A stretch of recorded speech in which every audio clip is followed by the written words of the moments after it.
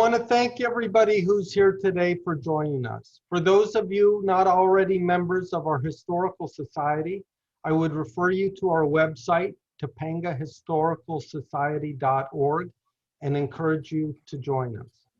In our daily lives, we do not always recognize the large picture, but these times are indeed historic. These once-in-a-lifetime events will influence our lives forever.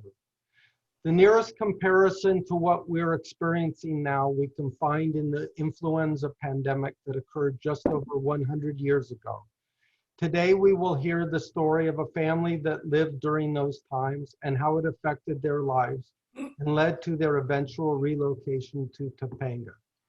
We will have 3 speakers today. Karen Moran is an artist, writer, and psychotherapist.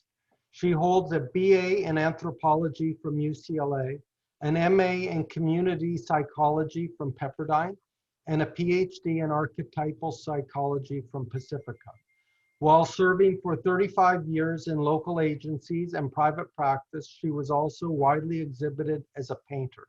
A Topanga native, Karen has created an archive of her family's lives and works and co-founded the Arts Council of Topanga. Michael Heumann is an art lawyer, collector, and museum trustee. He holds a BA in economics and a BSc in engineering from Princeton, an MBA from Stanford, and a Juris Doctor from UC Berkeley.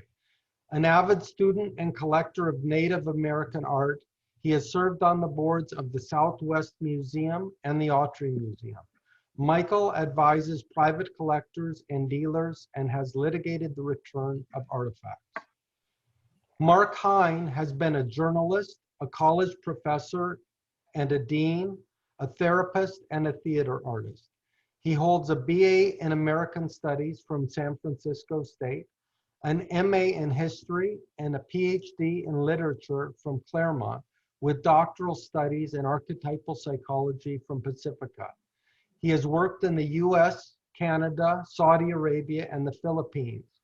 A lifelong painter and drawing maker, he moved to Topanga in 1996.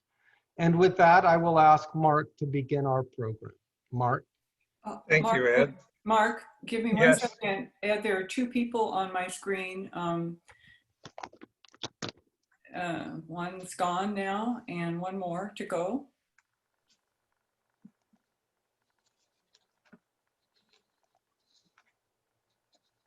Can you see them?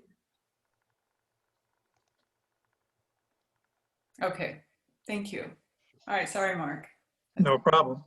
So we'll start by taking a look at the worldwide influenza pandemic of 1918 to 1920. It was called the Spanish flu at the time because Spain, which was neutral in World War I, was the only country willing to report publicly that it was even happening. Other countries on both sides of the war were being swept by outbreaks, but tried to hide the news for propaganda purposes.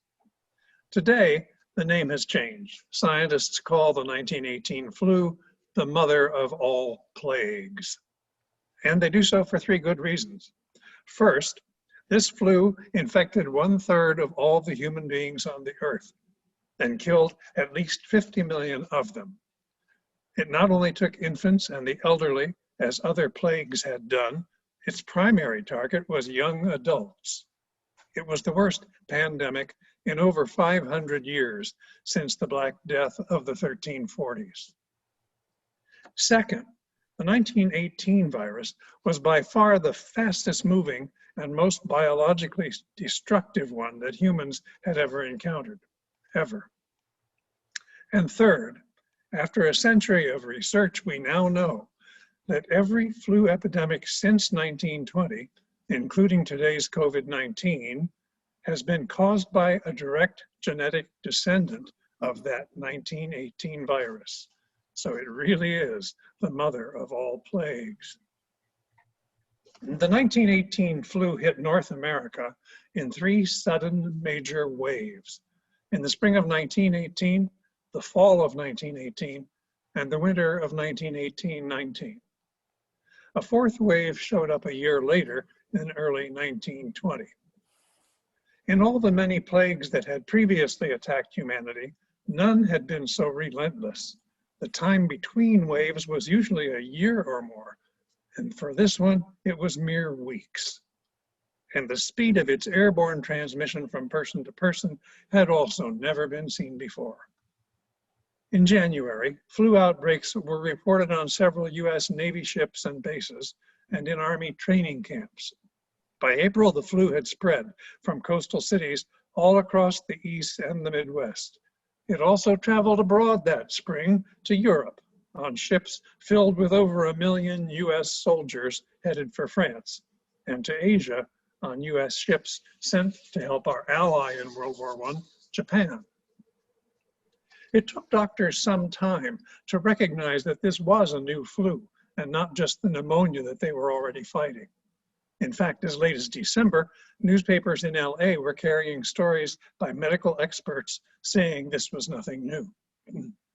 It also took time for governments to act. Washington did almost nothing, sound familiar? But led by the affected Navy and Army bases, cities and counties around the country raced to build up their hospitals and their public health systems. They isolated the ill, closed businesses and public places, and quarantined and masked healthy people. Many people and politicians complained, but by June, the infection and death curves were flattening. Then in August, as the rules were relaxing, refugees and returning troops began to arrive.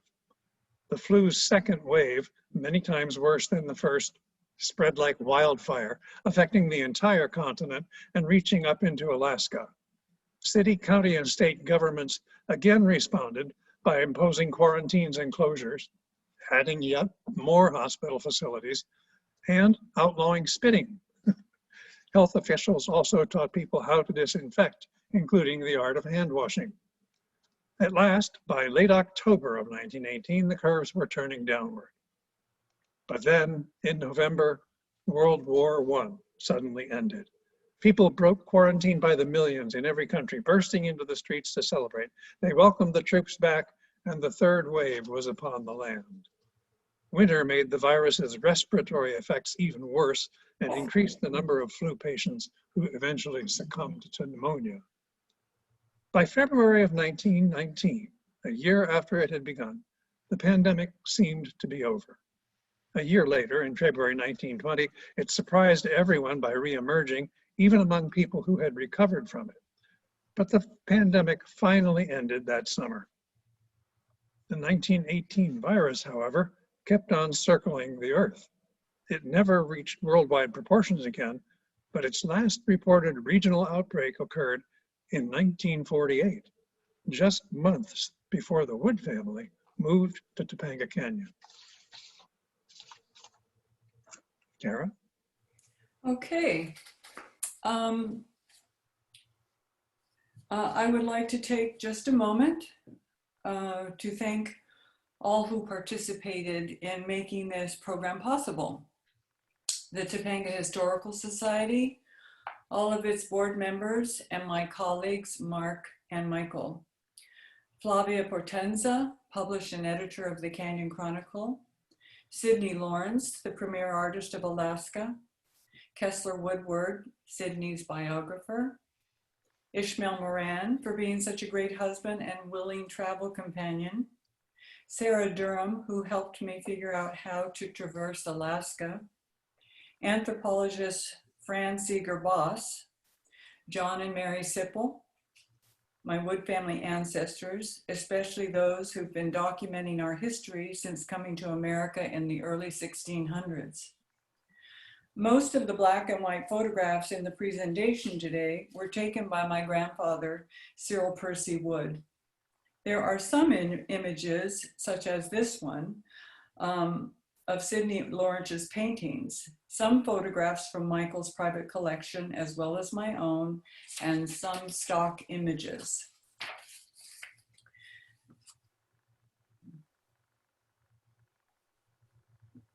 This mountain is called Denali, which means the father.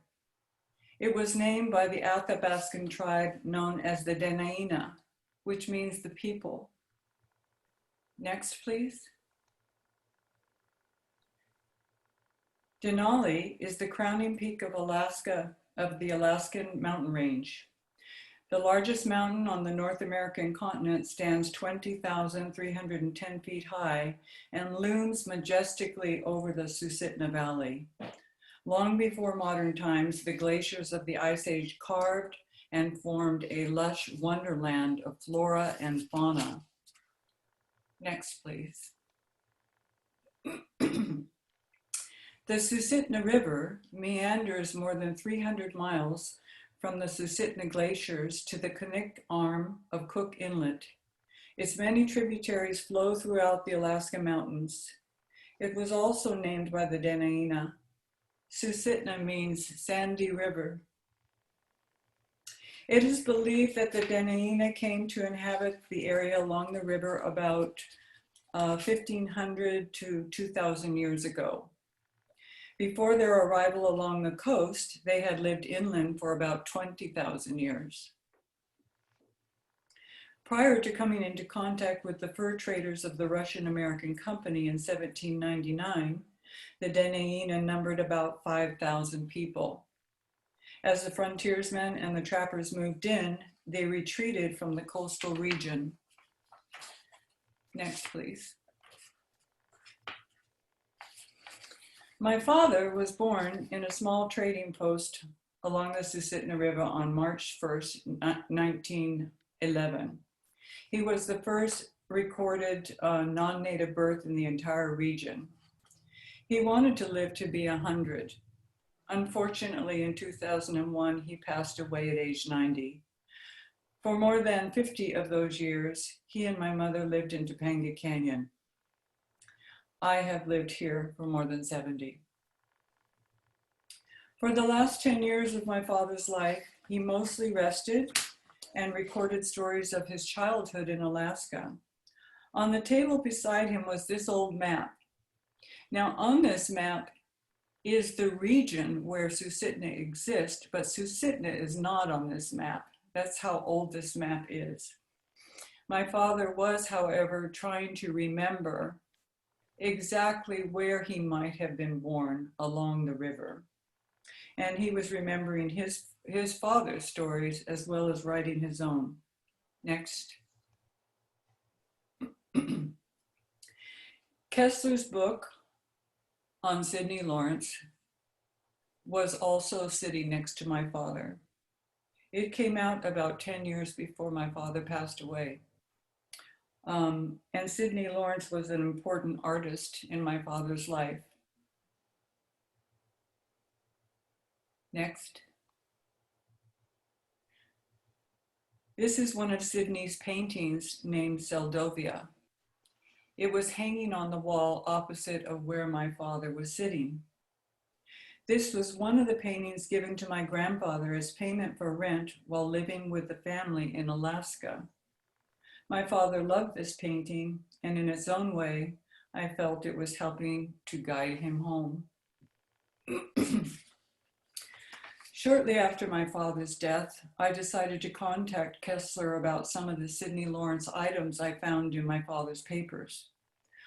Over the next few years, I slowly became aware of a gnawing desire to make the journey to my father's birthplace. So to honor his 100th anniversary of his birth, I set out to find it. Kessler was the first person I called. My first question is, how do I get there? I then had to find an anthropologist and talk to my travel agent. Fortunately, 3 of my well-traveled cousins, Gail, Janet, and Stu, wanted to meet up along the way. Everything fell into place, and in August of 2011, we were all on our way to Alaska. Next, please. Upon arrival in the Susitna Valley, we were greeted by Fran Seeger-Boss. She handed me 2 updated maps, clearly indicating where Susitna River and where my father was born. This first one gives a complete understanding of why you need a guide. The Susitna River is not one river. It's a multitude of rivers and streams and lakes and ponds and sandbars. And it just would not be possible to traverse this without knowledge of some sort. Next, please. This is the second map, and it shows clearly a place called Susitna Station. This is where my father was born, and this is where we're headed. Next, please. So we're launched, Ishmael and I. Off we go in a very small boat. The captain, the anthropologist, my 3 trusty cousins, and the 2 of us. Please notice the look in Ishmael's face and the fact that we are tightly strapped into our life jackets. I'm quite pleased about the day. Ishmael is wondering where the heck we're going. And this is why. Next, please. We might possibly encounter the Alaska brown bear. Now, these bears can weigh well over 1,000 pounds. And Michael showed me a picture of one named 747, and he weighs 1,400 pounds. I'm not too pleased about the fact that we might run into one of these either, but the anthropologist assured us that she has a particular call to let the animals know that we're there and that we're friendly. So I said, okay, we're in good hands. Next, please. This is one mosquito. Next. This is a swarm of mosquitoes. But it is August, and we're hoping the swarms have passed on. Now, fortunately for me, I'm not too worried because mosquitoes don't like me, but they absolutely love Ishmael. So here's what we do. Next, please. There's Ishmael. He's covering up, and I took a picture of him, and without even realizing it till we got home, in the distance, you're going to see Mount Susitna, called Little Mountain, and its elevation is 4,000 feet by comparison to the 20,000 plus feet of Denali. Next, please. This would be a Sidney Lawrence painting of Mount Susitna at dawn. It's a beautiful area. Next, please. We arrive at the station.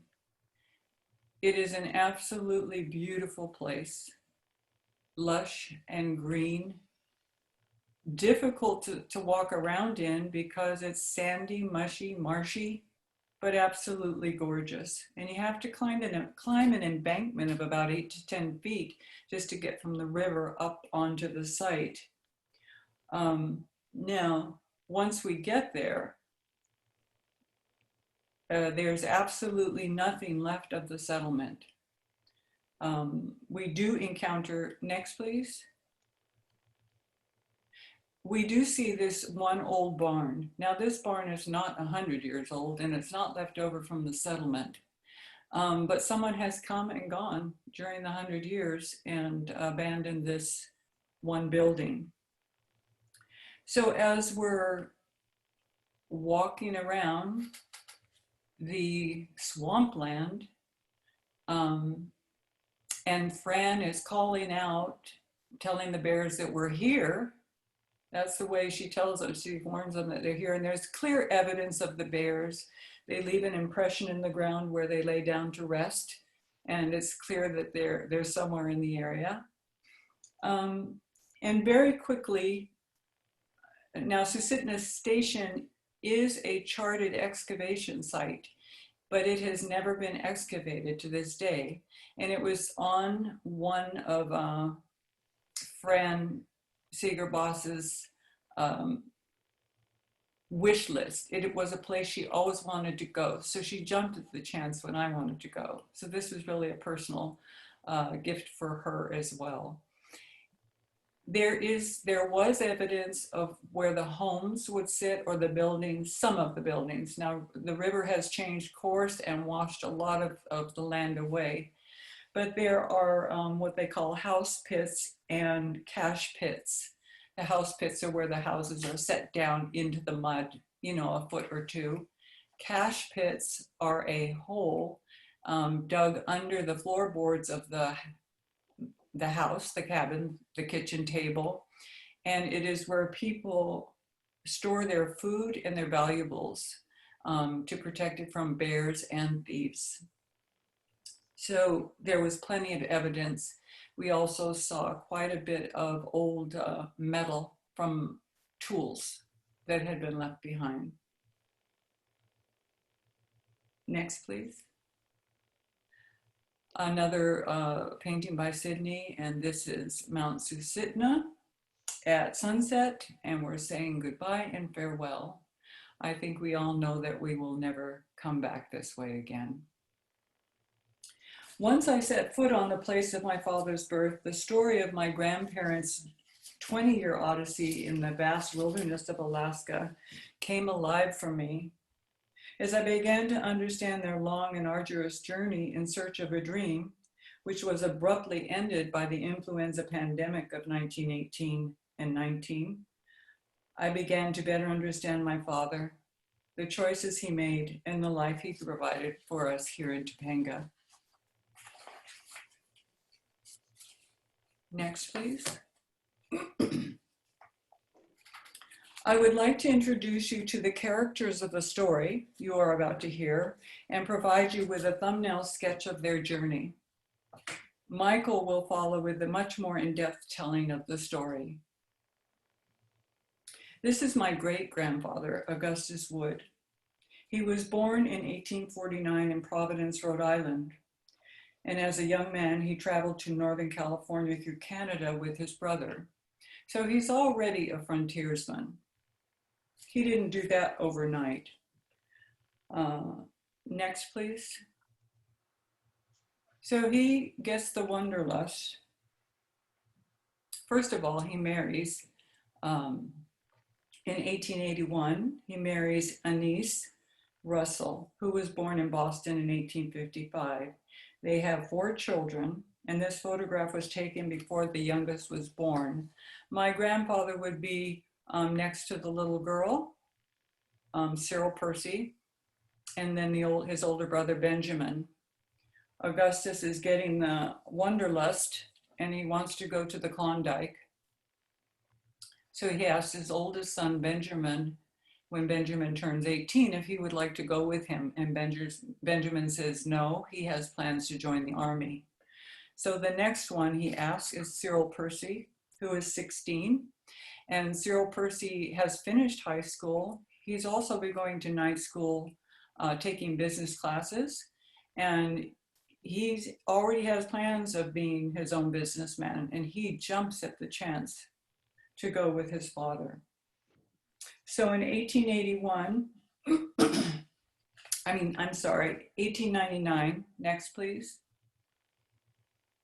Augustus leaves San Francisco by steamship. He's headed for the Klondike Gold Rush, along with Cyril Percy, who is now 16. Next, please. After arriving in Skagway, they set out on foot to traverse the Chilkoot Pass. Michael will tell you more about the harrowing passage in his presentation. Next, please.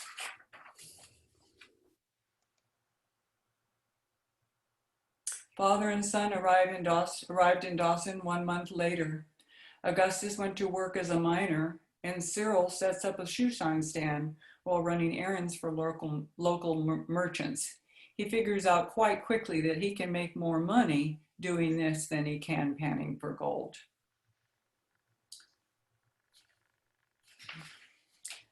By now, in 1903, Cyril is now nicknamed CP. Everybody gets a nickname when they're in Dawson. He's noticed by some of the entrepreneurs in the area, And he became, in 1903, the secretary to the vice president of the Northern Commercial Company, and traveled hundreds of miles with him throughout the territory. The Northern Commercial Company would be comparable to the Hudson Bay Company in Canada. That's how big this company was.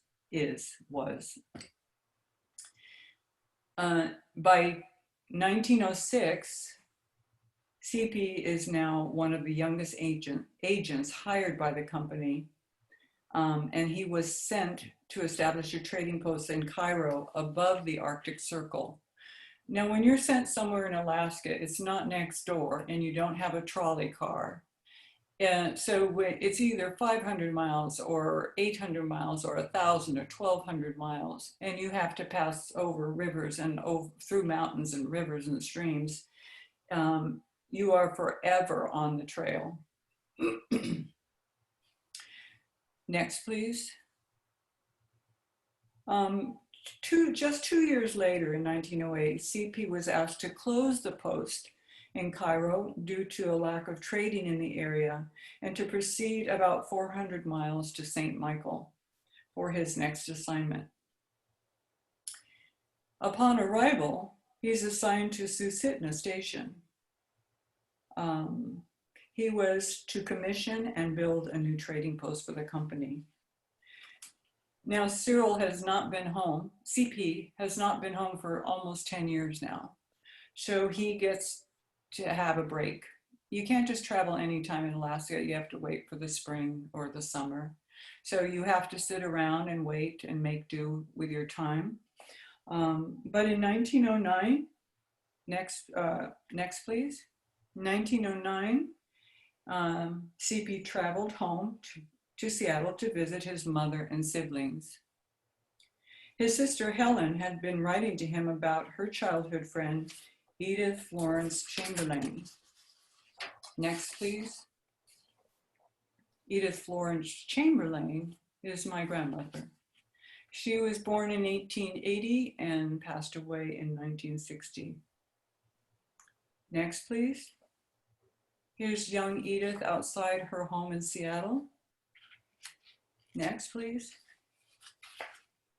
Edith is a trained concert pianist and an opera singer, but she was too shy to perform.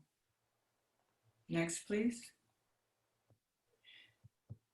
She was very proud of her heritage. Here is a handwritten genealogy that's been passed down from her. It was passed down from her to my father and then to me. It charts her lineage back to Adam and Eve. It's a handwritten document that was a gift to her from a friend named Frank Shipley. Next, please. Edith's family has been here since the Mayflower arrived in 1620, and her father was a veteran of the Civil War. Next, please. This is CP and Edith, married 3 weeks after being introduced, and honeymooned in the Susitna Valley. Here she is on her wedding day, and she is married on November 6th of 1909 at Seattle Trinity Parish.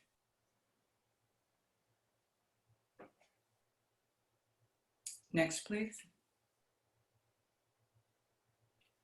After their honeymoon, Edith returned home to Seattle with plans to join her new husband the following spring. Unexpectedly, CP's mother died on Christmas Eve. Now, upon hearing of his wife's death, Augustus gave up prospecting and left for the ranch lands of Australia. Edith invited her new husband's abandoned siblings to live with her brother and wife, who also lived in Seattle. And in May of 1910, Edith joined her husband as planned. Now, the population of Susitna at that time was about 150, and Edith helped CP manage the post and feed weary travelers. Next, please. This is a picture of Sidney Lawrence. This was taken much later in his life, but among the travelers that passed through and met CP and Edith was Sidney Lawrence. who was photographing and painting in the Alaskan wilderness. Next, please.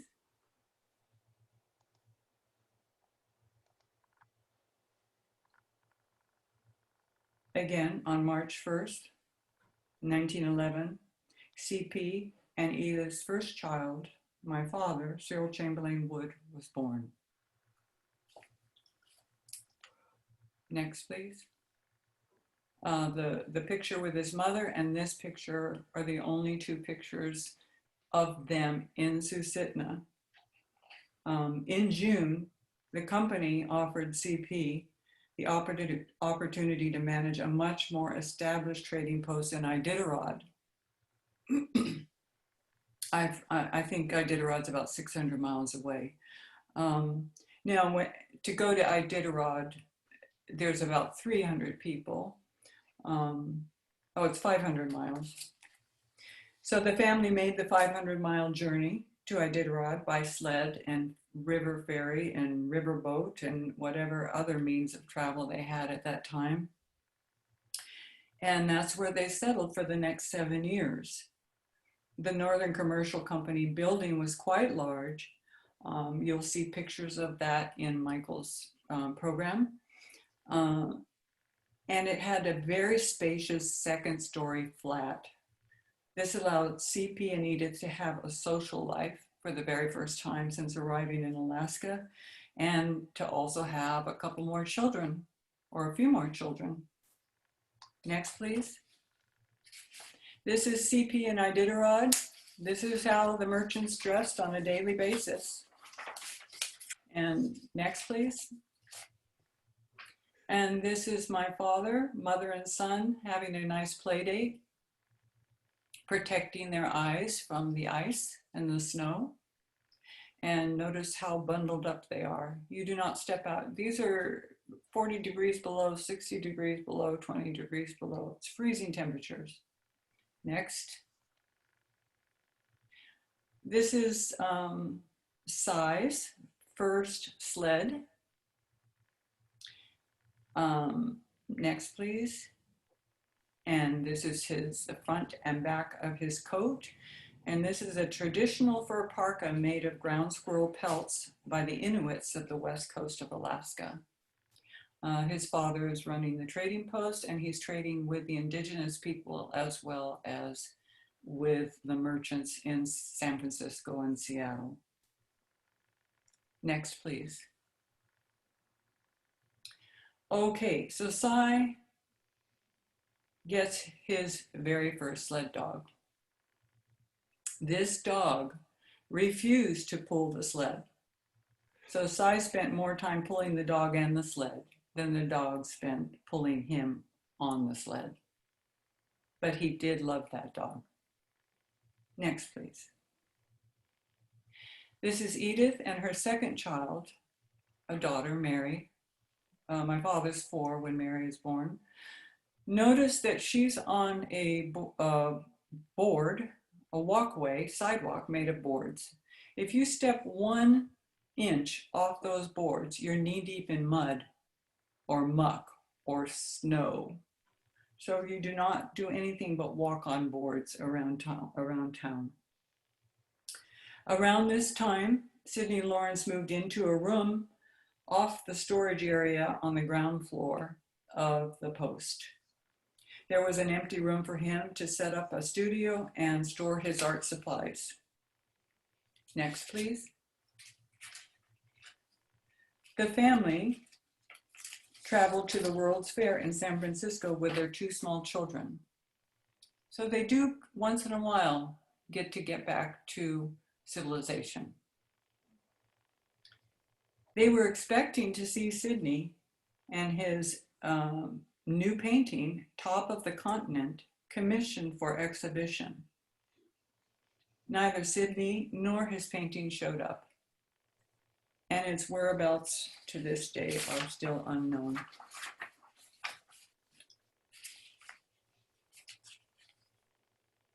Next, please. Let's go back a minute. I just want, so they, CP and Edith do return to Iditarod, where they have a third and fourth child. And then, next please, in 1918, CP and the family moved to Kodiak Island after receiving and accepting a partnership offer with J.W. Erskine, a competitor of the Northern Commercial Company. Now, they've made this move in the hopes of having financial security for the rest of their life and the opportunity to build their first home. Shortly after their arrival, the influenza pandemic hit the island and all 4 children become ill. Now I'm going to turn the presentation over to Michael, who is going to expand on this story. And I will come back at the very end for the last few slides to tell you how the family gets from Kodiak Island to Topanga. Michael? Thank you, Karen. As Karen has shared with us, this is the story of 2 remarkable pioneers and lives forever changed by the global influenza pandemic of just over 100 years ago. For CP and Edith Wood and their 4 children, Cy, Mary, Charles, and Alfred, the pandemic found them in Kodiak, Alaska in 1919.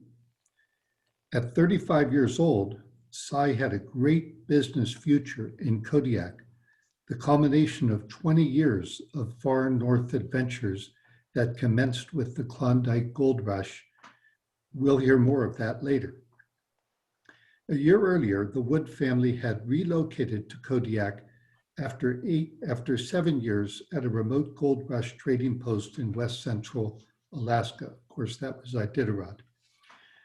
To set the scene in Kodiak, Kodiak Island is a large island, the second largest in the United States, of about 3,600 square miles, located in southern Alaska at the western extreme of the Gulf of Alaska, just above and to the east of the Aleutian Island chain. This island has the largest brown bears in the world, brown bears being a coastal subspecies of grizzly bears, and there are about 3,500 of them on Kodiak Island today. Kodiak Island has been occupied for perhaps up to 10,000 years by the Alutiiq people and their predecessors. The Russians reached Kodiak in the winter of 1762-1763. After establishing a short-lived settlement at Three Saints Bay on Kodiak Island in 1784, the Russians under Alexander Baranov moved to what is now the town of Kodiak in 1794, out of which they operated the Russian-American Company, which oversaw all Alaska operations in Alaska, all Russian operations in Alaska. Kodiak remained the center of Russian operations in Western Alaska after Alexander Baranov founded the Russian settlement at Sitka and moved there in 1804. And that was after a failed effort in 1799 to establish Sitka. The only building in Kodiak dating back to Russian days was built as the Magazine, a stout 2-story warehouse before 1808. And you can see the magazine in the center of this picture with the white V-shaped windowed structure on top of the second story of the magazine, right behind the warehouse, sort of right in about 2/3 of the way down the photo in the center. Even today, the town of Kodiak is an island of civilization in an untamed wilderness. And when I say that, you can take walks right outside of Kodiak, but you better carry bear spray. After the United States 1867 purchase of Alaska, a group of American businessmen incorporated the Alaska Commercial Company in 1868, and they bought out the interests of the Russian American company. The Alaska Commercial Company, often called the ACC, later did business under the name Northern Commercial Company, while CP was in the north, operating trading posts and commercial operations throughout Alaska and opening new trading posts in new gold rush boomtowns. So let's fast forward to 1918 with the Wood family settled in Kodiak. The influenza epidemic arrived in Kodiak in the winter of 2018, spring of 2019. Next. People throughout the town were falling ill. Excuse me. The 4 Wood children all had the influenza. No doctor or medical assistance was available in Kodiak as this plague descended on the city. CP and another man headed off in a small motorboat to find and bring medical assistance for their families and the people of Kodiak. Next. They headed north then east, hugging the coastline and stopping at the very few communities such as Cordova and Yakutat. But essentially, they were going along a coastline of 600 to 700 miles of complete wilderness. And they were going through seas that kick up the way that Sidney Lawrence shows us in this painting. Eventually, they reached Sitka. And finally, they found somebody who might help and retraced their route, bringing medical assistance back to Kodiak. Everybody in the Wood family survived the influenza pandemic. But for Edith, the trauma of the epidemic and the fear of losing her children to it precipitated a life change for the family. Edith insisted they move back to the lower 48 and leave Alaska behind. CP left a great business opportunity in Kodiak behind forever, which I'll describe later. The Wood family, including Karen's father, Cy, moved south to Seattle, with Cy and his own family eventually arriving in their own roofless stone house home in Topanga in 1949. We'll hear more about that later from Karen.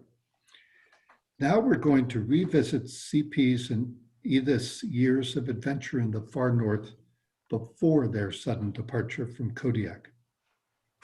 But before we leave Kodiak, let's look at an example of native alluvial culture.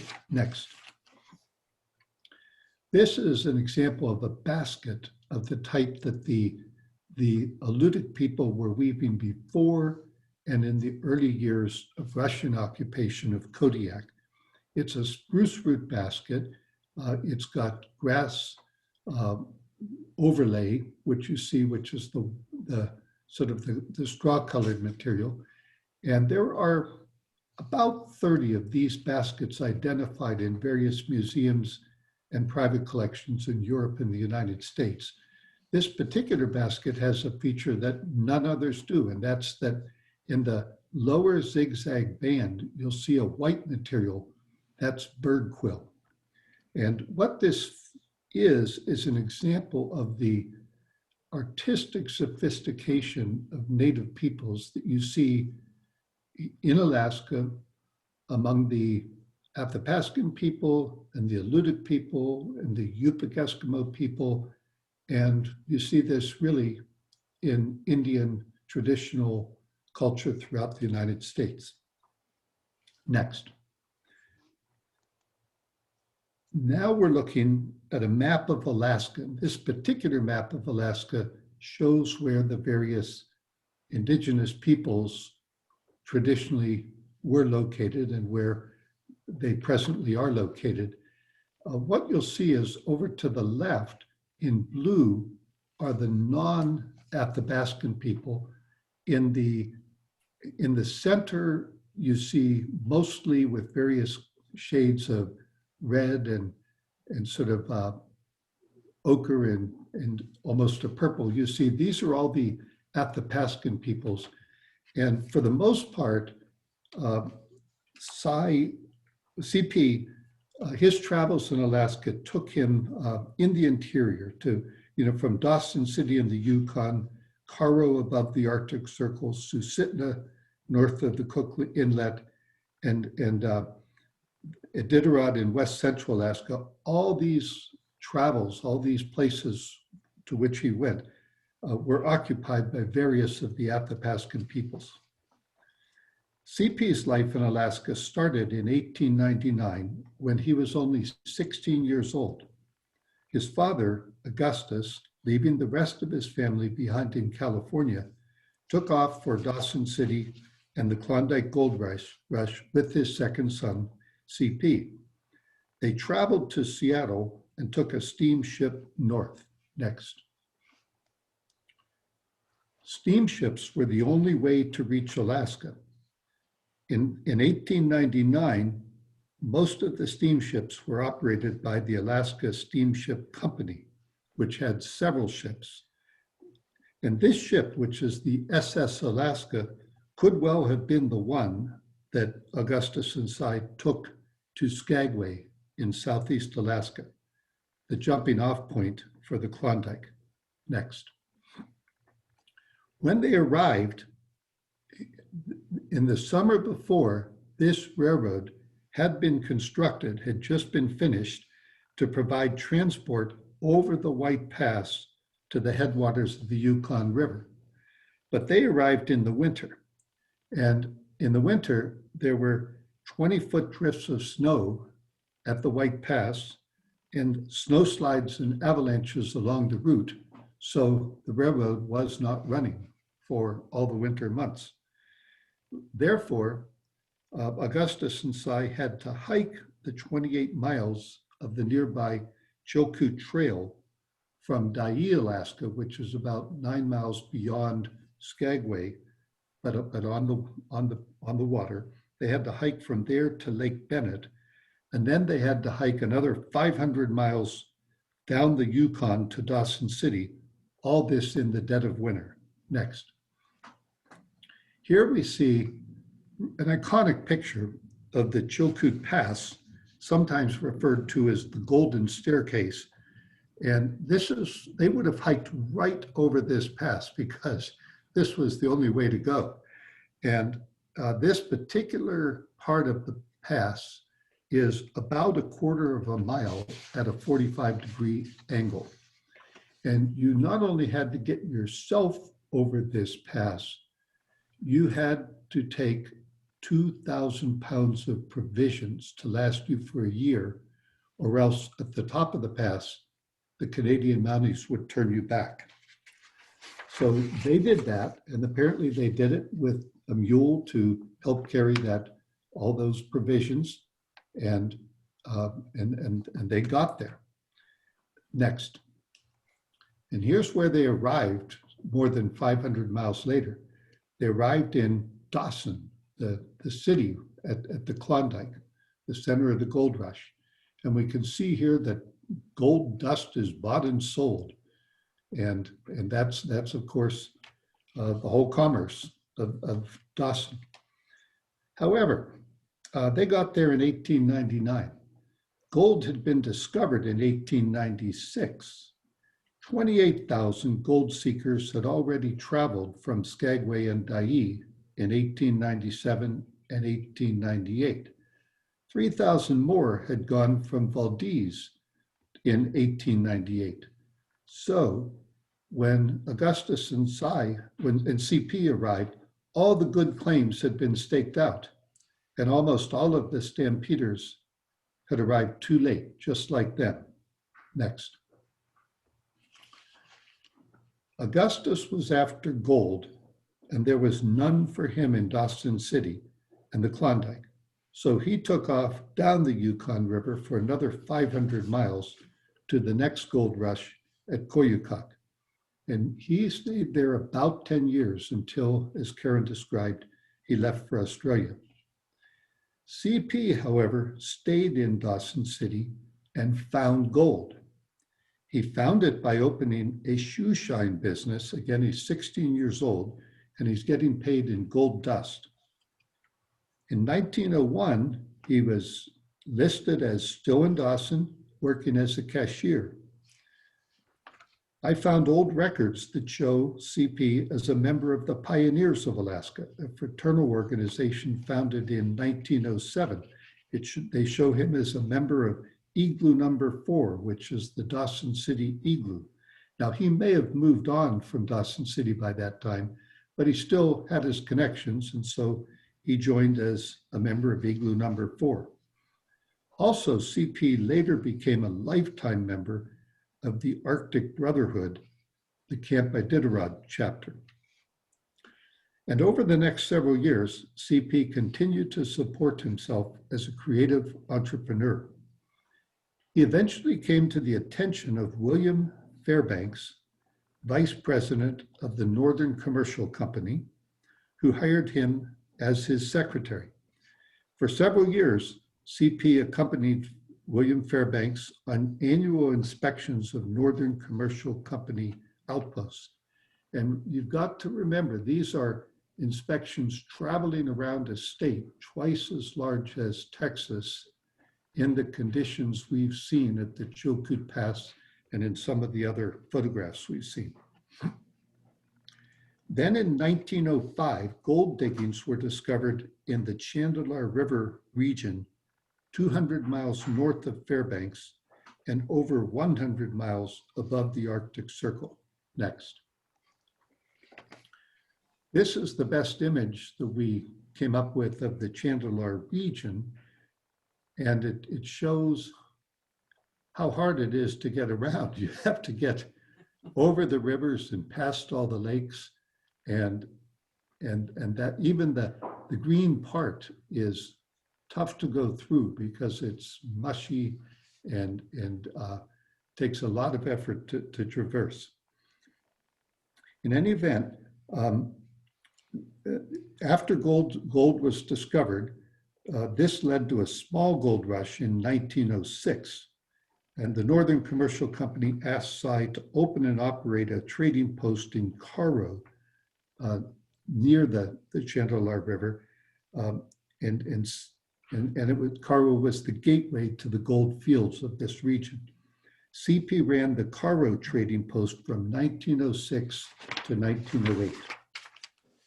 To give a sense of Caro, the record low temperature is 74 degrees below zero. The average low temperature in January is minus 25 degrees. But there are warmer Januaries. There is one year in which the record high temperature in January reached all the way up to 37 degrees Fahrenheit, above freezing. Sometimes we historians cannot improve on or even approach the eloquence of early pioneers describing their own experiences. Here's a great example of that, a few pages in CP's own words. So I'm reading from what CP wrote. And he wrote this probably roughly 1909 or 1910. He writes, "Several years ago, I established a trading post on the Chandalar River, southeast of the Endicott Mountains, approximately 7 miles in a westerly direction from the East Fork of the Chandalar River. This was under the direction of the Northern Commercial Company, with which I had been associated for several years. The company had various branches throughout Alaska. At this time, I happened to be one of their youngest agents for such assignments. Attention was being focused on this particular region, reasoning that this might become a new gold mining center. There was lots of activity regarding the production of gold on Big Creek, which was about 50 miles from the trading post. While this was not a large strike, the indications that it might become one were promising. However, 2 years later, our patience had become exhausted. As there was not enough business to warrant continuing the operation, we closed the trading post in the summer of 1908. While the post was operating, there had been some credit extended to a few miners. Later, while I was on a business trip to Bettles on the Koyukuk River during the summer, the trading post was closed. I made a cross-country trip to the Chandler diggings for the purpose of collecting the debts. I left Bettles with an old-timer, Charles Youngberg, and we poled a boat with our gear from Bettles upriver to Coldwater, a distance of about 65 miles. Quitting the boat, we portaged for 2 days to Big Creek through terrain like this. My business of collecting did not take long, and within a few days I was on my way to the Chandler River. I had bought a Peterborough canoe from a man at Big Creek, which was to be my transportation down the Chandler River to Fort Yukon from Caro, and then on to the Yukon River. As I left Big Creek, Oat Nicholson's last words were, "Watch out for my dog Shep." Shep had been missing for several days, a few miles from Caro. I had been hiking along, feeling weighted down as my pack contained $10,000 worth of gold dust, which weighed about 40 pounds, plus a few pounds together with my grub and a blanket. I had been walking along the trail, rather vaguely aware of my surroundings, when I instinctively saved myself from falling into a large hole directly in the middle of the trail, probably an old miner's dig. I heard a feeble whine, and sure enough, there in the hole was Oat Nicholson's dog, looking mighty thin and woebegone. The hole was 7 or 8 feet deep, and of course, the dog had no chance of getting out. I quickly made friends with Shep, though he was surprised to see me, and he looked pretty wild-eyed. I cut down a tree and notched it to make a sort of ladder. It was apparent that he had been in the hole for several days, and his joy at getting out was unbounded. Actually, I had some qualms about getting into that hole, not being sure of my reception. However, he was quickly reassured. I figured that it would be a short time until I reached Caro, and I could feed him then. However, we were suddenly enveloped by a very dense fog, so that the trail and landmarks were obliterated. We were to all intents and purposes lost. I quickly made a fire, made some tea, and cooked some rice and bacon for Shep, which he got on the outside of quickly. We rested for a while. Then, as suddenly as it had come, the fog lifted, and my mountain landmarks showed me that I had been following a side trail overgrown with brush, going in an entirely different direction. Finally, we reached Caro without further incident. Shep was turned over to Wada, the Japanese trapper, as Oat had asked me to do. I took possession of the canoe, and after Wada's Kobuk wife had bathed my feet, which were sore from the long trip, I was on my way down the Chandler River, but only after a little affectionate demonstration from Shep. Apparently, he had but one thought in mind: where you go, I go, and he forthwith swam out and attempted to get into the canoe. A slight delay and a good paw shake and a goodbye, and Wada pulled him to the shore. I think I detected a slight moisture in the corner of his eye. There was in mine anyway. NCP writes, I passed a cabin known to be the one used by Harry Britt and Ed Moore. Could not bring myself to remain there, as the cabin had been vacant for a long time, Harry Britt having been killed by falling down the shaft. When it happened, Moore had made the trip to the post where I was in order to get a sedative of some kind to relieve the suffering of Britt. I immediately started at night from the post with morphine, necessarily walking as I did not have a dog team. Was met on the trail with a horse and sled bringing the body in, just 16 miles from the post. So it must have been a whole lot longer than 16 miles to get to the cabin. Then to continue, I was alone on my trip down the Chandler River as far as the Indian village, stopped only a few minutes at the trading post where I had spent 2 years, gazed at the high grass and at other changes the time will make, and with a lonesome feeling, got into the canoe and continued on my way, stopped at a sandbar and camped for the night. Next morning, proceeded to the Indian village, where I picked up my old friend Gilbert, the Indian, to act as guide in portaging across lakes and waterways to Fort Yukon on the Yukon River. Then I proceeded to St. Michael, Alaska, to resume my duties with the company with whom I had been associated. So that gives a sense of what it's like to live in Alaska 120 years ago.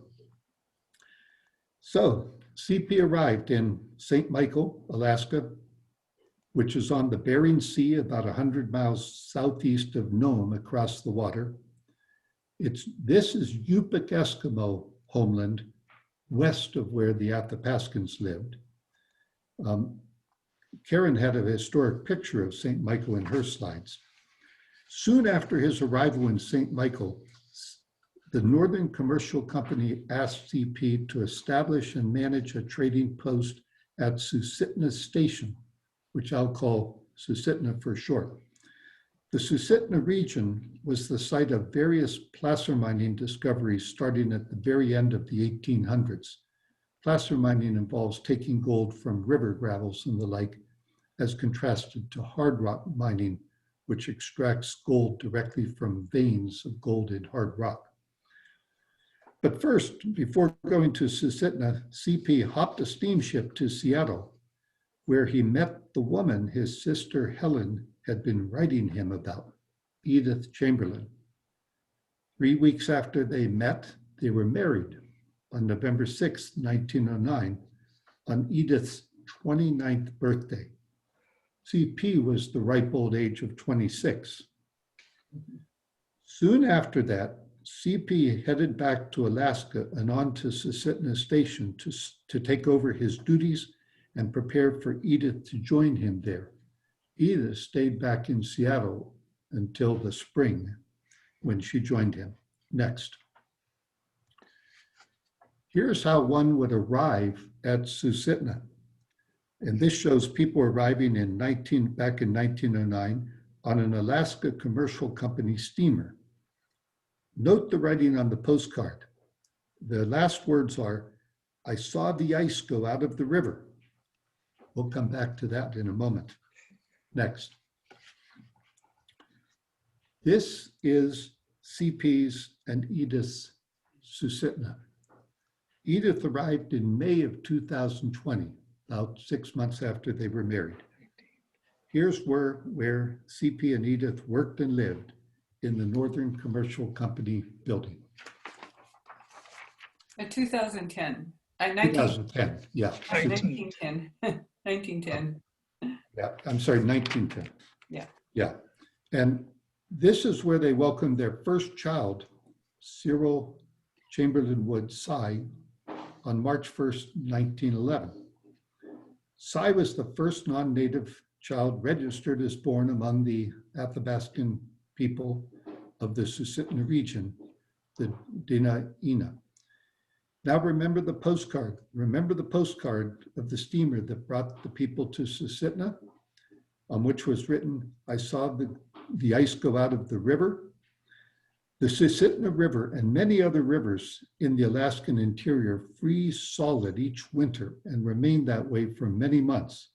Then there comes a day in the spring where the solid expanse of ice all up and down the river and from shore to shore suddenly breaks up and flows down and out of the river. Next slide. Here's what that looks like at Susitna. By now, Susitna has grown larger. Perhaps this is a year or two after CP's arrival. But Susitna also had to worry about floods. Next. Perhaps it is no surprise that all of the buildings of CP's and Edith's days in Susitna are long gone. Now the next two slides are absolutely wonderful and totally different, as you'll see. Next. This is seal hunters in the Bering Sea, hundreds of miles west of Susitna. And note that we have CPW, CP's typical way of signing the photographs he took in the lower right corner. We don't know when he took this photograph and the next. Perhaps on a trip out from Iditarod before he went south and married Edith, or perhaps several years later on a trip down the Iditarod and Yukon rivers after CP, Edith, and Cy had moved to Iditarod. Next slide. Or I'm sorry, let's go back one if we may. Back one.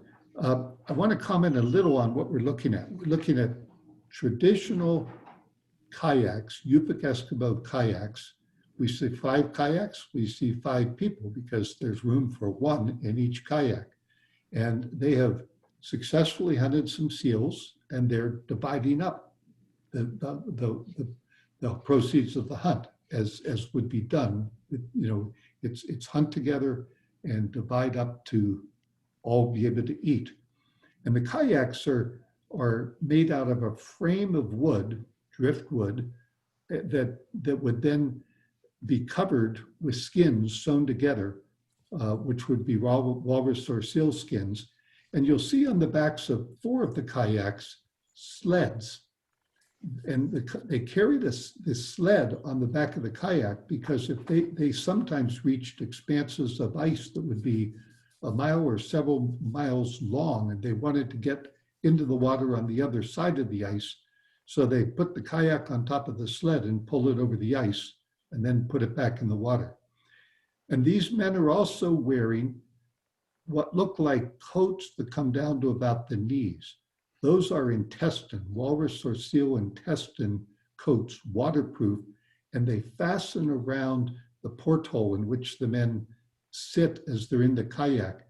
And that's watertight, and that keeps the water out of the kayak. Okay, let's go to the next, please. Here we have I'm sorry, get up here. Here we have Edith and Cy having arrived in Iditarod. And this is, of course, Karen's grandmother and her father in about 1911. And they live here until 1918. They have just completed the long, arduous overland trip of more than 500 miles in June 1911 from Susitna to Iditarod. Next. Here we have CP and Cy in Iditarod, the proud papa. Next. And here's the town of Iditarod by moonlight. Again, CP's initials in the lower and actually in this case, CP Wood in the lower right. And what's remarkable about this photograph is, first of all the electric lighting inside all the buildings. So the town is electrified. And we see the telephone poles that carry telephone wires and electrical wires. And we see the sidewalks about which Karen spoke, and we see the streets, which in wet periods are very muddy. Next, please. And here's another picture of the streets of Iditarod in a time that you don't want to step off the boardwalks. And here we see in the center, maybe a little bit to the left of the center, the Northern Commercial Company building where the Wood family would live for the next 7 years. Next. Here's a close-up of the front of the building on a busy winter day. And note that Wells Fargo and Company Express has a foothold in Iditarod too. Next. This is looking at the building from the side. And on the left, we see a 1-story warehouse part of the building. The store is to the right with the wood living quarters on the 2nd floor. Within the warehouse there's a subdivided portion, which is the living quarters built out for a boarder. And as we've already learned, one of CP's and Edith's boarders was an Englishman who came to Alaska as a miner and itinerant artist with a prior career as an artist in his home country. He was destined to become, in the opinion of many, Alaska's greatest artist. This is Sidney Lawrence. Sidney Lawrence gave the Wood family a number of paintings in the years they were in Iditarod, which we understand were in payment for room and board. Now, a bit about the history of Iditarod. 2.5 years before CP, Edith, and Cy arrived in Iditarod, there had only been wilderness where the town now stood. 2 prospectors with limited success in Fairbanks and Nome had bought a boat and headed up the Yukon, then up the Innoko River and up the Iditarod River. On Christmas Day, 1908, they discovered gold in Otter Creek, an Iditarod River tributary. By the summer of 1909, more miners arrived and built the small town of Flat, 8 miles from Iditarod.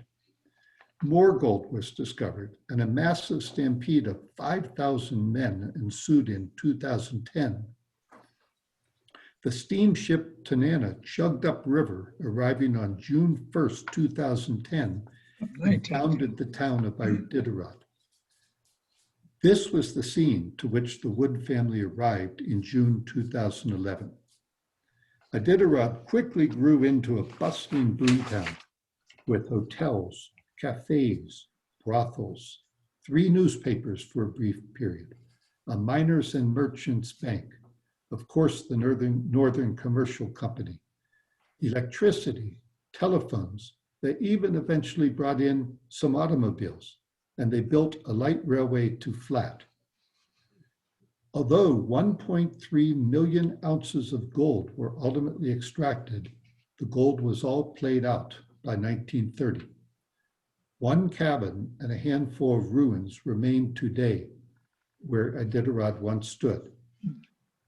This is a good time to mention 2 remarkable and historic documents created by CP that came down through the family to Karen.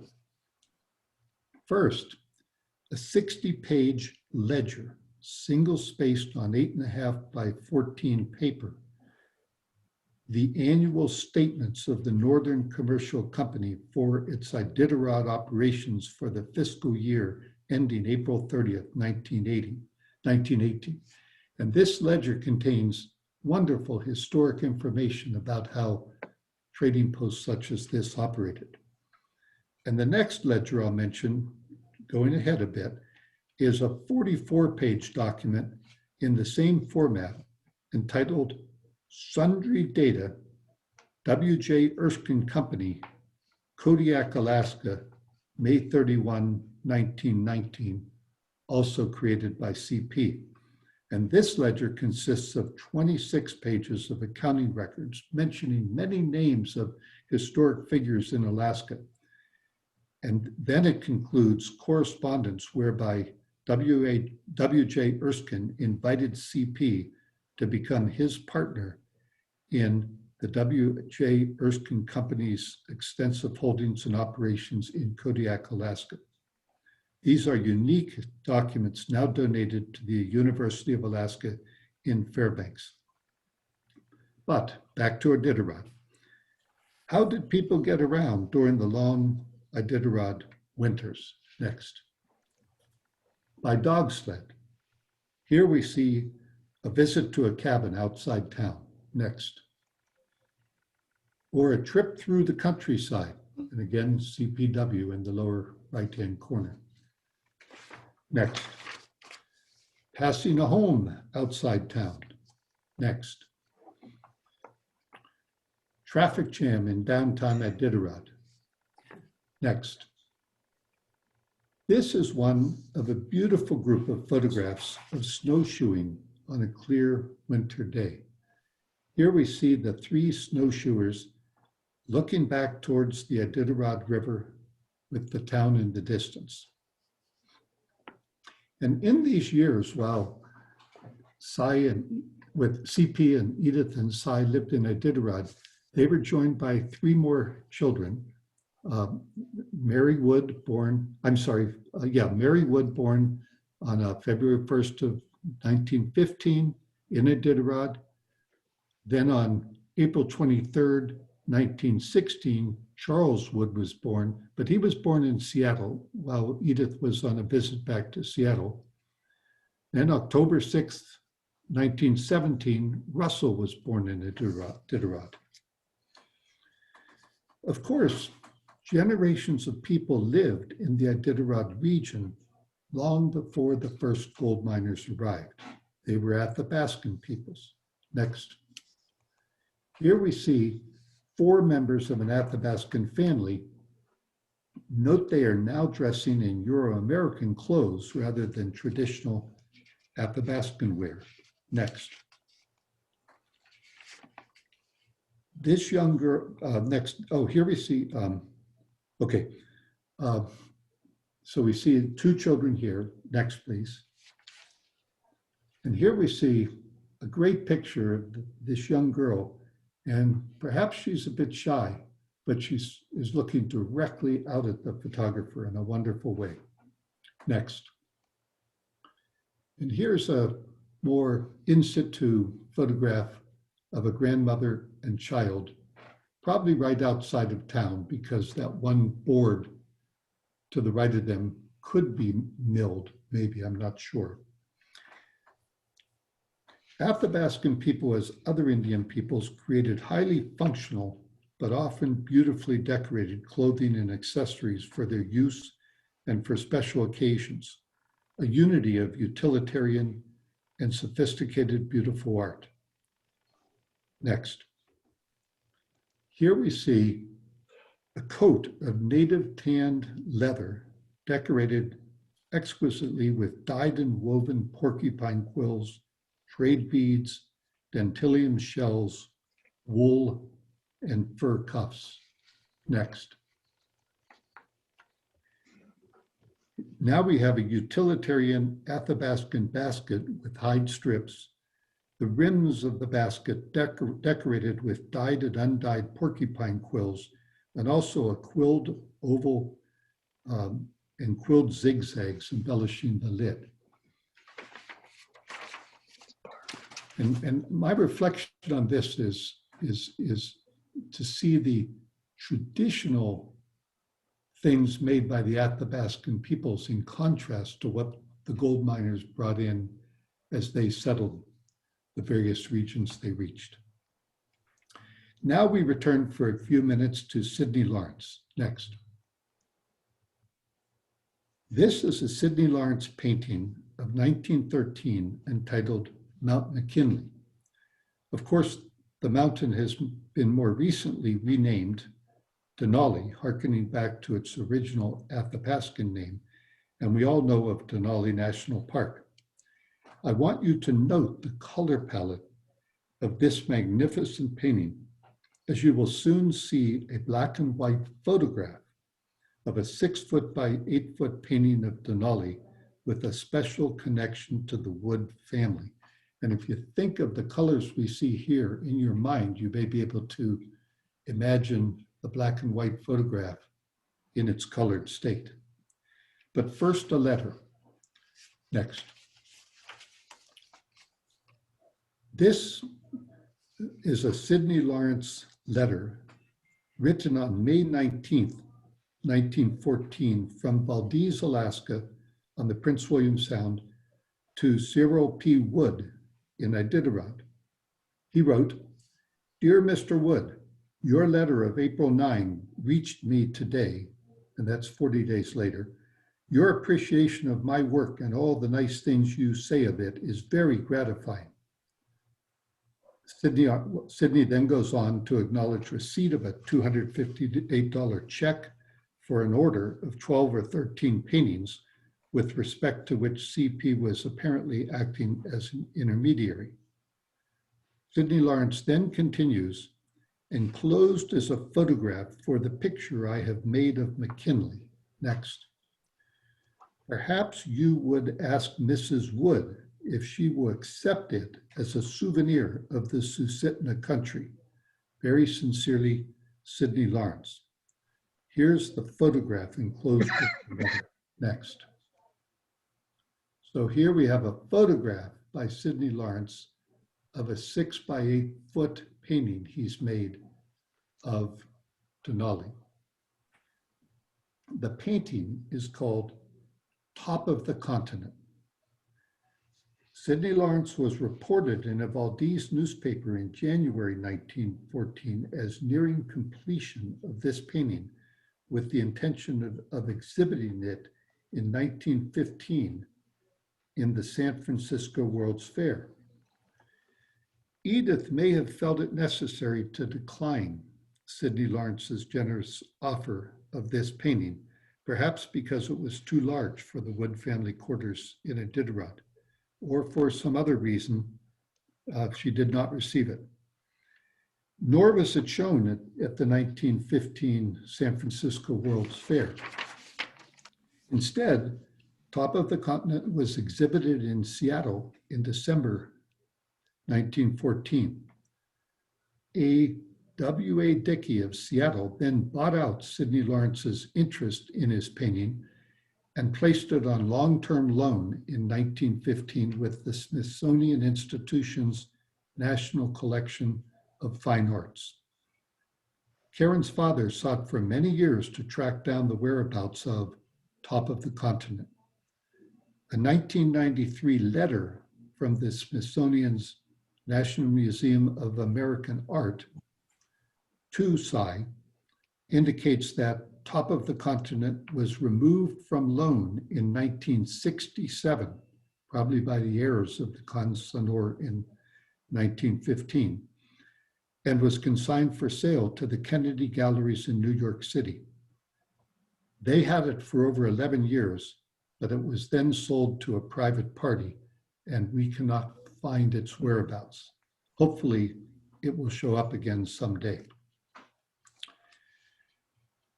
The next and final episode of the Wood family adventures in Alaska takes them to Kodiak in 1918, where we started this story with the influenza pandemic.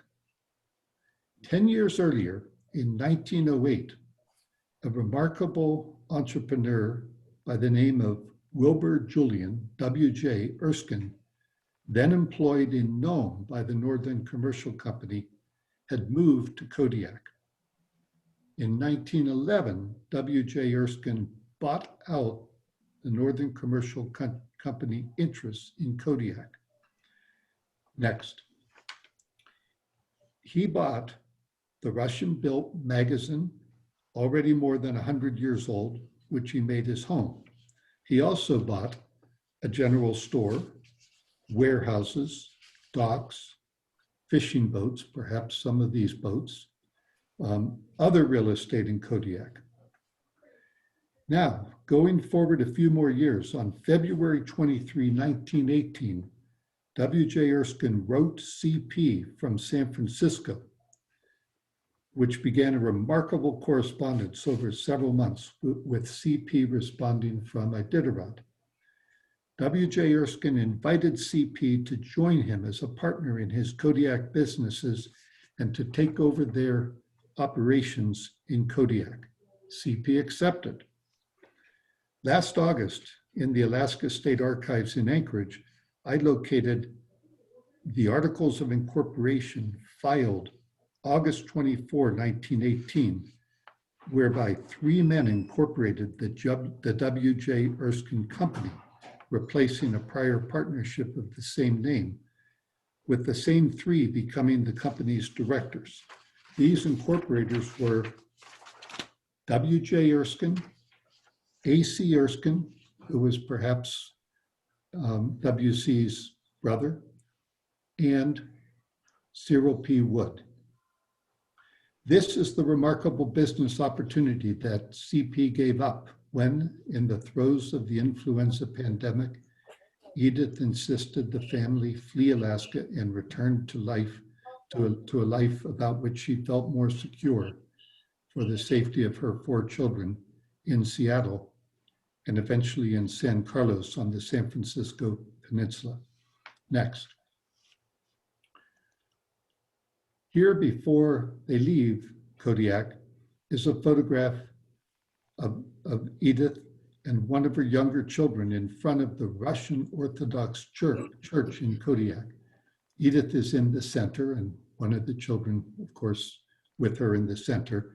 By the way, this is not the original Russian Orthodox church. There have been at least 4, and I think 5 successive churches built as one or another has burned down or aged out. Next. Here we're looking at a photograph of Kodiak in about 1940. Still a pretty small town, and it's a little bit more grown up today, but not all that much. And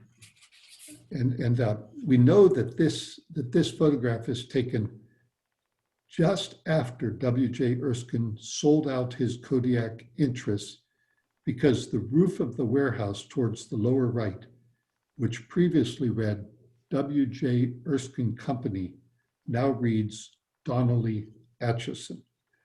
And just behind and somewhat to the left is the Russian magazine where Erskine had lived. And of course, as I mentioned before, that's the only Russian-built building still existent in Kodiak. Now, Karen, back to you. Okay, next, what's the next slide here, Ed? Okay, I'm gonna get, we'll go very quickly from Kodiak to Topanga, even though it took several years. These are the surviving 4 children, Alfred, Cy, let's see, Mary, and Charles. Actually, I got that wrong. The child on the right, no, I didn't. It's correct. She had so many children in the end, I can't keep track of them. But that's my father right there, the second one, and Mary. Okay, and Charles, I have to acknowledge them because my cousins are watching and they're children of Mary and Charles, my dear cousins. Okay, next please. Okay, so they've just given up. Well, the children survived thanks to Edith and CP's efforts to find a doctor that had not already died. One of the reasons he had to go so far is the doctors, every time he stopped in a settlement, the doctor had already passed away, or all of the people had passed away. So, or most of them. So when they leave Seattle, they stay for a brief time with cousins. And then they move into a cabin tent, or a tent cabin on Puget Sound. Now imagine, you've just left your dream behind, your kids have survived, and you're now living on the beach, Puget Sound. Well, CP goes into the city to prepare a home for the family in Seattle. When they get into the home, their 5th child is born. This is their 2nd daughter, and they stay in Seattle for 2 years. Next, please. Edith finally, this is 1921, and Edith finally gets a lovely home and a much more temperate climate in the San Francisco Bay Area. 3 years later, Edith gave birth to her 6th and final child. Shortly thereafter, Augustus arrives home from Australia with nothing but a 25-year journal in a satchel. The owner of the ranch in Australia telegraphed my grandfather and asked him to send passage to bring Augustus home because Augustus could no longer perform his responsibilities on the ranch. So Augustus lived on with the family for another 10 years. Next, please. And here is Augustus with this must be the sixth and final child of Edith. It's all happening around the same time. When Augustus does die, his daughter Helen, if you remember Helen, whom he abandoned or left behind, and whose mother had died, she burns his journal in a fit of rage. Next, please. Okay, so everybody's growing up nicely. Everybody has survived. CP and Edith have a home. CP has reestablished himself in new business. And the older ones are beginning to make their way in the world. The one on the left is my father. And this is now around 1928. And he's 17. And he began working in the city while studying opera and acting. He had been well coached by his mother in his early years. He was also attending college and earning a teaching credential. Next, please. And here he is at 17. Next, please. Okay, so in 1940, Cy meets Vera Marguerite Titmus, a 20-year-old student from the San Francisco Art Institute, and they meet folk dancing. They are married 2 years later in 1942 and moved to Santa Monica. Their first child was born in 1944, their second child in 48, and their third child in 1949. That, of course, would be me. So when I was just a few months old, my father purchased 25 acres of land and a burnt out stone cabin here in Topanga. He thought he was living on a tropical island. And I can see why now after traipsing through Alaska this last hour. So we all moved in and life began anew. I have one postscript, and that is Cy and Vera had a fourth child, and that is Katina, my youngest sister, and she was born in 1956. And I want to thank you all for joining us today, and the panel would like to stay on to answer any questions. We can end the slideshow, Ed, or just keep it up, whatever you prefer, and we'll be happy to answer any questions that you might have. Since your mics are off, if you have a question, if you could send it by the chat. So one question that came up was, did your father ever have a hope to return to Alaska, or did you ever hear him speak of that? My father talked about Alaska his entire life, but he never had any intentions of returning. He said it was absolutely freezing cold. You couldn't leave the house without taking a gun with you because of the bears, and you had to have an extra screen porch because of the mosquitoes. And by the time he felt that it was a very violent part of the world, he didn't like the slaughtering of the animals, and he became a complete vegetarian at age 20. He never liked eating the meat, and he felt that the frontiersmen were just rough and tough tumble, and he actually became a pacifist. So the answer would be no, he never returned, but he certainly talked about it, and I have several stories that he wrote about his early years, and they're absolutely charming. Another question comes to us from Barbara Webb, who asks, is your stone cabin still standing? Yes, it's one of the original 12 cabins built here in Topanga. It was built probably around 1908 or 1909. And the reason my father got it is out in the middle of nowhere. It was out in the middle of nowhere. It had burned out 3 times for the previous owner, and the wife said, I've had enough. And my father said, I would love to be on 25 acres in the middle of nowhere, and I don't care if you have a roof or not, we're moving in. And that's how we started. It's just down the road from where I live now, and I'm a welcome guest on the property. Ed, might I add that Ed also lives in one of the original stone cottages built here in Topanga. We're lucky people. Yeah, they're only about 12, and there's only 5 in our area. And Chris asks, do you have a picture of the cabin? I have lots of pictures of the cabin. I just can't put them up now. I've been working for about 15 years on a portfolio of the original cabins built in Topanga, and I just can't get through that thing. But maybe Ed and I, now that I know how to use a PowerPoint, it's very possible. I've gathered all these pictures together, and I have beautiful photographs of the property as this cabinette got a roof and added a room and then added another room and then added another building. There were actually 13 tiny, tiny little structures on the property when my parents passed away that are still there. It's become an Airbnb, believe it or not.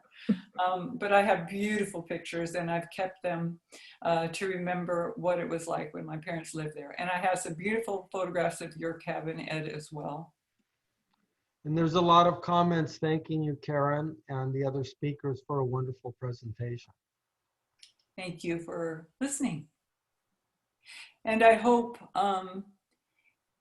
by going over what it takes to survive, sometimes we're on a collision course with things that we have no idea are coming. And I'm very proud that my grandparents struggled the way they did and kept those kids alive. And my parents struggled equally here, and they kept all of us alive. My father said, it's my job to keep you alive till you're 18, and then you're on your own. But he kept us all alive. Phenomenal story, and you should read some more of the comments, that they have wonderful memories of your family. And a lot of people didn't even know your family's background in Alaska. So thank you so much, Karen. It's a wonderful program. Thank you, Michael, and thank you, Mark. All of it was terrific. I thank you for this historic and meeting that we're in this time ourselves, and a great example of how a family overcame all these obstacles.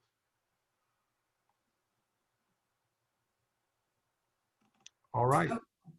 So if I don't see any other comments, I think maybe I could leave the room open and unmute people if people would like to say anything. Or do you have any ideas, Karen? Let's see, there are two things if you do want to stay on. For those, please feel free to hang up or disconnect or whatever. Kessler, I can actually see you on the screen. So welcome and hello. There were two points I wanted to make of the presentation, which have been confusing for years and years and years. But I forgot to tell you, Michael, that CP and Edith honeymooned in Susitna because we were working individually, and then she came back home and then joined him again in the spring. So they actually, if my cousin is telling me correctly, that is, I don't have any evidence of that, but my cousin said that they did honeymoon. Secondly, I still have the documents, those journals. We sent a copy of the journals a copy of a lot of the photographs in the journals to the University of Alaska at Fairbanks. And the third thing is that the gift to my grandmother was, and my father thought that for many years, he thought that the painting was the gift, but Kessler pointed out to me, and it's hard to read in this letter, that Sydney is actually giving this photograph as a gift to Edith. Of course, he knows she can't possibly, she lives in a trading post, you know, he couldn't possibly, and it's probably worth thousands, if not hundreds of thousands of dollars. She couldn't possibly have traveled around with that painting. But it is a great mystery, and my father looked for that for 15 or more years, and Kessler looked for that. I don't know how many years Kessler looked for that. We've looked for that. We just want to know. We want to see it in color. So those are the 3 points I wanted to make, to clarify. And if a couple comments again about wanting to watch this presentation again. I'm going to work with Pablo to see if we can't. This was recorded through Zoom, and we're going to try and get it up this week on our website so that other people can watch it. That would be great. Okay. All Well, right. generally our picnics are wonderful. They're about 3 hours long, but we're not going to do a 3-hour-long Zoom presentation. And thank you for joining us, because this really was an experiment in terror, actually. When I think for all of us, it's like, is this going to work or not work? But we did it, and we got it done. And thank you, Ed, and the board, and everybody who put so many hours of work to get into getting this presented today. So we could actually say, as the Topanga Historical Society, we did our annual picnic program. And thank you so much to the Wood family and its entirety to have the presence of mind and the time to create such a wonderful archive. I mean, most families would be very lucky to have a fraction of what your family has left you. Yeah. Fantastic. Thank Okay. you all. Thank you all. Thank We're you. going to sign out now.